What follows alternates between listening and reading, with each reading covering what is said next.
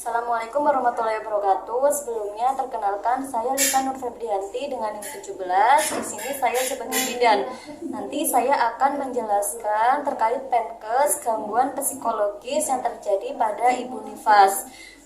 Dan untuk pasien saya nanti Safitri Notolaksono dengan NIM 12. Selamat siang. Siang Ibu. Sebelumnya perkenalkan diri, saya Bidan Lisa yang bertugas jaga di siang hari ini. Dengan Ibu siapa? Boleh tahu? Ibu Safitri dengan Ibu Safitri. Ibu datang ke sini dengan siapa ya? Tadi dengan adik. Dengan adiknya ya. Oke baik. Sebelumnya ada yang bisa dibantu nggak nih?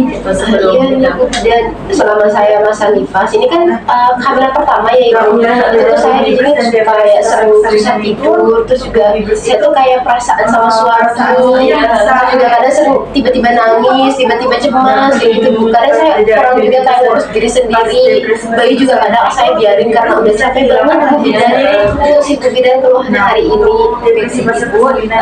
Kebetulan nih Ibu pas banget nih di sini saya akan menjelaskan terkait PENKES pada ibu nifas ya, karena ibu nifas ini rentan banget nih terjadi gangguan psikologis gitu. Jadi nanti saya akan menjelaskan sedikit terkait bagaimana sih bisa terjadi gangguan psikologis, terus cara menangannya dan bagaimana sih tanda gejala awalnya gitu ya. Jadi untuk pada dari ibu nifas itu pada ibu nifas kayak ibu nih awal-awal awal-awal punya anak, jadi kan belum punya pengalaman ya. Oke, jadi pada ibu nifas itu ada secara umum itu ada dua gangguan psikologis ya Bu. Yang pertama itu adanya postpartum blues. Jadi biasanya ibu nifas itu sering merasa sedih setelah melahirkan gitu. Ibu nifasnya tuh kayak merasa saya bisa nggak sih nanti mengurus diri sendiri dan juga mengurus bayinya nanti gitu.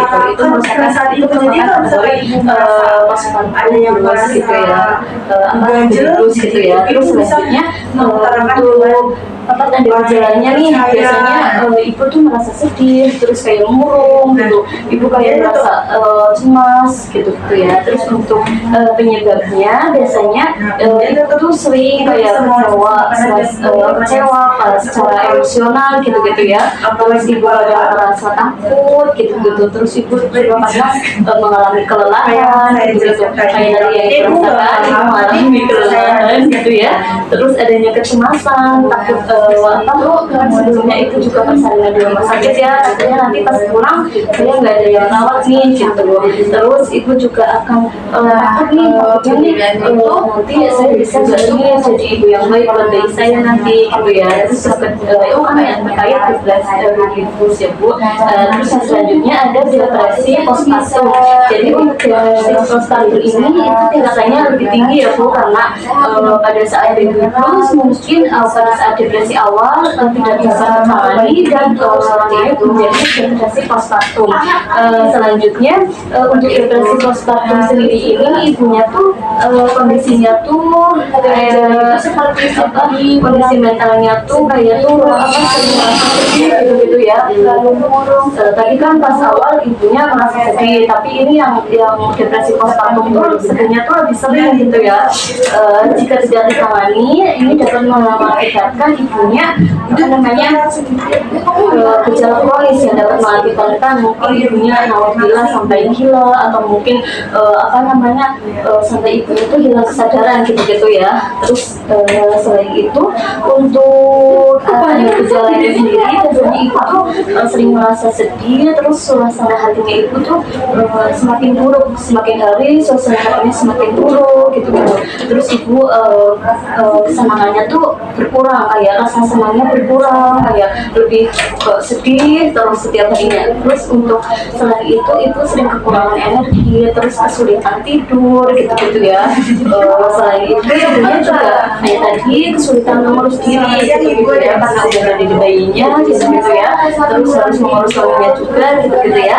Terus selanjutnya ada biasanya pada kondisi ya depresi postpartum itu kan udah sulit untuk berkonsentrasi, sulit untuk berkonsentrasi gitu ya.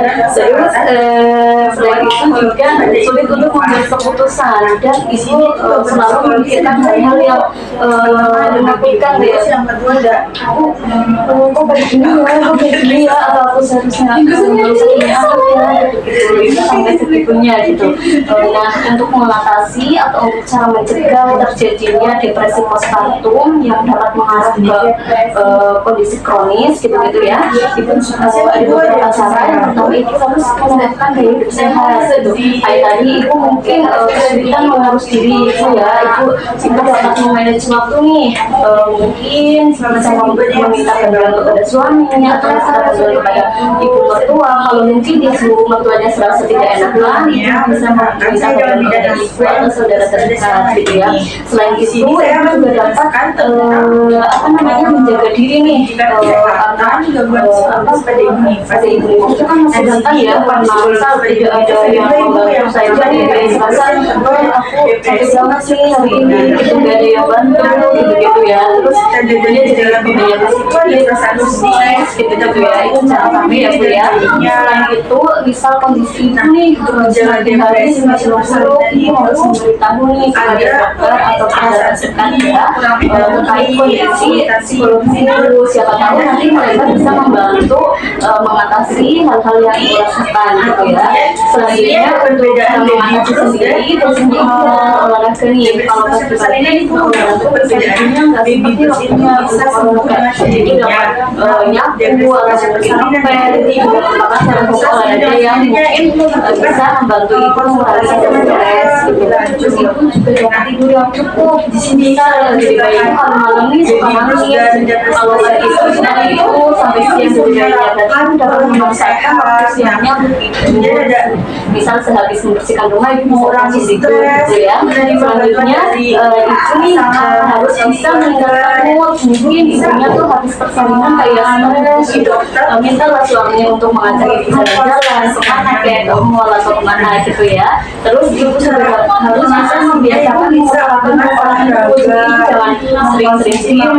Jadi itu harus cerita dengan suami gitu ya, kita solusi terkait kondisi itu, atau mungkin menceritakan hal-hal yang sekecil mungkin lah ya, karena dengan adanya dibiasakan bercerita, ibu akan selalu menceritakan hal-hal yang besar gitu.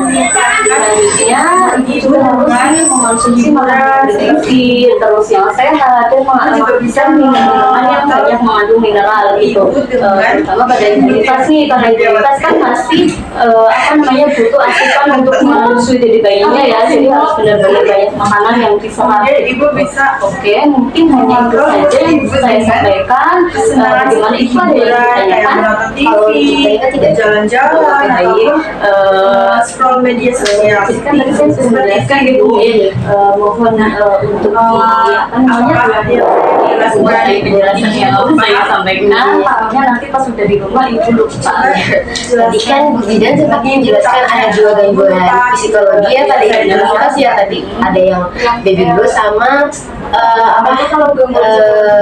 depresi pada pasca melahirkan. Nah, kalau baby blues itu kayak rasa sedih, sedangkan depresi itu kayak mentalnya kita ya Bu Zidan. Terus tadi juga menjelaskan ada gejalanya kayak kurangnya mengurus diri sendiri, terus sama bayi juga kurang istirahat. Terus kayak mengatasinya tuh tadi kayak dengan bercerita ke pasangan, terus konsultasi ke dokter. Terus untuk kayak untuk mengatasinya itu dengan cara olahraga, makan makanan sehat, terus kayak bercerita ke suami apa yang aku rasakan. Baik, untuk kita ilmunya ya. Oke, baik. Ada yang kita kembali atau tidak guys? Sudah cukup ya. Baik, mungkin hanya itu saja yang bisa saya sampaikan. Semoga bermanfaat ibu, sehat-sehat, jadi bayi juga sehat. Sekian dari saya. Wassalamualaikum warahmatullahi wabarakatuh. Terima kasih. Sekian dari saya, kurang lebihnya mohon maaf. Wassalamualaikum warahmatullahi wabarakatuh. Terima kasih.